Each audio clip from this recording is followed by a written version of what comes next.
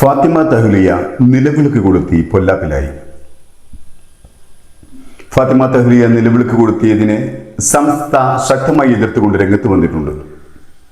ഒപ്പം തഹ്ലിയയെ സഹർഷം സ്വാഗതം ചെയ്തുകൊണ്ട് ഹിന്ദു ഐക്യവേദി നേതാവ് ശശികല ടീച്ചറും രംഗത്തെത്തിയിട്ടുണ്ട്. കേരളത്തിലെ മുസ്ലിം ലീഗിന്റെ ആദ്യ വനിതാ MLA ആയ ഫാത്തിമ തഹ്ലിയ പേരമ്പരയിലെ ഒരു ഹോട്ടൽ ഉദ്ഘാടനവുമായി ബന്ധപ്പെട്ടാണെന്ന് തോന്നുന്നു നിലവിളക്ക് കൊളുത്തി ഉദ്ഘാടനം ചെയ്തത്. അതാണിപ്പോൾ മുസ്ലിം സമുദായങ്ങൾക്കിടയിലും പാർട്ടിക്കിടയിലും ചർച്ച ചെയ്തുകൊണ്ടിരിക്കുന്നത്. ഇതേ വിഷയത്തിൽ മുമ്പ് നടന്ന വിവാദം 2015 അന്നത്തെ വിദ്യാഭ്യാസ മന്ത്രി PK അബ്ദുറബ്ബ് നിലവിളക്ക് കൊളുത്താൻ വിസമ്മതിച്ചതായിരുന്നു. അന്ന് നമ്മുടെ മലയാളത്തിലെ മഹാനടൻ മമ്മൂട്ടി വരെ PK അബ്ദുറബ്ബിനെതിരെ രംഗത്ത് വന്നതാണ്. ഫാത്തിമ തഹ്ലിയ ചെയ്തത് തെറ്റോ ശരിയോ എന്ന് വിലയിരുത്തുന്നതിന് മുമ്പ് സംസ്ഥ സ്വയം ഹിതപരിശോധന നടത്തുന്നത് നല്ലതാണ്. സംസ്ഥയുടെ കീഴിലുള്ള ഒട്ടുമിക്ക പഴയ പള്ളികളിലും ദർഗകളും ജാരങ്ങളുമുണ്ട്. ഈ ജാരങ്ങളിലും ദർഗകളിലും ഇന്നും നിലവിളക്കുകളും കുത്തുവിളക്കുകളും തൂക്കുവിളക്കുകളും കത്തിച്ചു വെക്കുന്നുമുണ്ട്. നിലവിളക്ക് കത്തിച്ചു വെക്കൽ അല്ലെങ്കിൽ ദീപം കൊളുത്തൽ ഹിന്ദുക്കളുടെ വിശ്വാസപരമായ ആചാരത്തെ കടമെടുക്കലാണെങ്കിൽ ആദ്യം നിർത്തലാക്കേണ്ടത് സ്വന്തം മതത്തിൽ കടന്നുകൂടിയ ദുരാചാരത്തെ അഥവാ അപരമത കർമ്മങ്ങൾ കടമെടുക്കലിനെയാണ്. ജാരങ്ങളിലെയും ദർഗകളിലെയും വിളക്കുകളൊന്നും വെറും വെളിച്ചത്തിന് വേണ്ടി കത്തിച്ചു വെക്കുന്നതല്ലെന്ന് ഇന്ന് നമുക്കറിയാം, നമുക്ക് മനസ്സിലാക്കാം.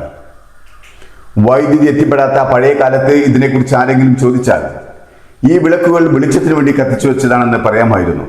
എന്നാൽ ഇന്ന് അങ്ങനെയല്ല. വൈദ്യുതി ഗ്രാമങ്ങളിൽ നിന്നും കുഗ്രാമങ്ങളിലേക്ക് പടർന്നു പന്തലിച്ച ഈ കാലത്ത് വെളിച്ചത്തിനല്ല മറിച്ച് ആരാധനയുടെ ഭാഗമായി തന്നെയാണ് നിലവിളക്കുകൾ കത്തിച്ചു വെക്കുന്നത് എന്ന് ഏത് അരപ്പൊട്ടനും മനസ്സിലാവും. എന്നിട്ടും എന്തുകൊണ്ട് സംസ്ഥയുടെ കീഴിലുള്ള ജാറങ്ങളിലും ദർഗകളിലും ഭദ്രദീപം കെടുത്താൻ സംസ്ഥയ്ക്ക് ഇന്നും കഴിയുന്നില്ല? അത്തരം അനാചാരങ്ങൾ നടത്തുന്ന പള്ളികളെ സംസ്ഥയിൽ നിന്നും മാറ്റി നിർത്താനാവുന്നില്ല. ഫാത്തിമ തഹ്ലിയയെ ക്രൂശിക്കാൻ നാവെടുത്ത ഒരു പണ്ഡിതനുമാവില്ല സ്വന്തം മതത്തിൽ മതത്തിന്റെ ഭാഗമായി വലിയൊരു വിഭാഗം ജനത വെച്ചു പുലർത്തുന്ന ദുരാചാരം ഇല്ലായ്മ ചെയ്യാൻ.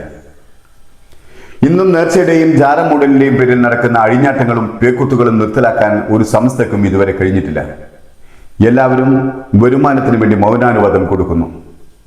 ഇസ്ലാമിൽ ജാറങ്ങൾക്കും ദർഗകൾക്കും പ്രസക്തിയില്ലെന്നിരിക്കെ പള്ളികളിൽ നടക്കുന്ന ദീപാരാധന ആദ്യം നിർത്തലാക്കട്ടെ. എന്നിട്ടാവാം ഒരു രാഷ്ട്രീയ പാർട്ടിയുടെ നേതാവ് ഒരു തിരി കത്തിച്ചതിലെ ഇസ്ലാമിനെ ചികഞ്ഞെടുക്കാൻ നോക്കുന്നത്.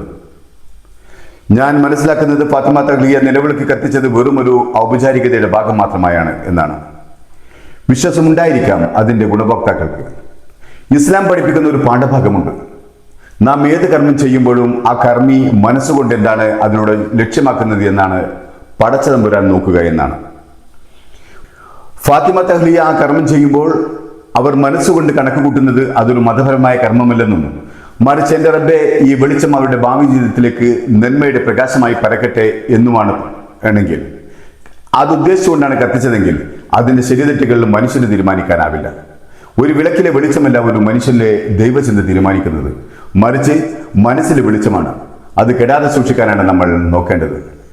പിന്നെ KP ശശികലയുടെ അനുഗ്രഹാശിസുകൾ അത് വെറും കാപ്പിറ്റത്തിൻ്റെതാണ്.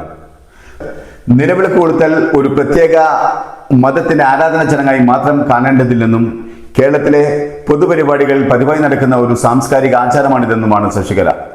ഒരു ജനപ്രതിനിധി അത്തരം ചടങ്ങിൽ പങ്കെടുത്തതിനെ മതവിരുദ്ധമായി ചിത്രീകരിക്കേണ്ടതില്ലെന്നും ഫാത്തിമ തഹ്ലിയയുടെ നടപടി മതസൗഹാർദ്ദത്തിന്റെയും സാമൂഹ്യ സൗഹൃദത്തിന്റെയും സന്ദേശമാണ് എന്നുമാണ് അവരുടെ ഗീർവാണം. ഇതേ വിശകല തന്നെയാണ് സ്വാമിമാർ ബാബർ പള്ളിയിൽ പോകുന്നതിനെ നഖശിഖാന്തം എതിർക്കുന്നത്. ബാബർ പള്ളിയിൽ സ്വാമിമാർ പോകുന്നത് ഒരു മതസൗഹാർദ്ദത്തിന്റെ ആചാരമായി കാണാൻ വിശകലക്ക് ഇന്നും കഴിഞ്ഞിട്ടില്ല.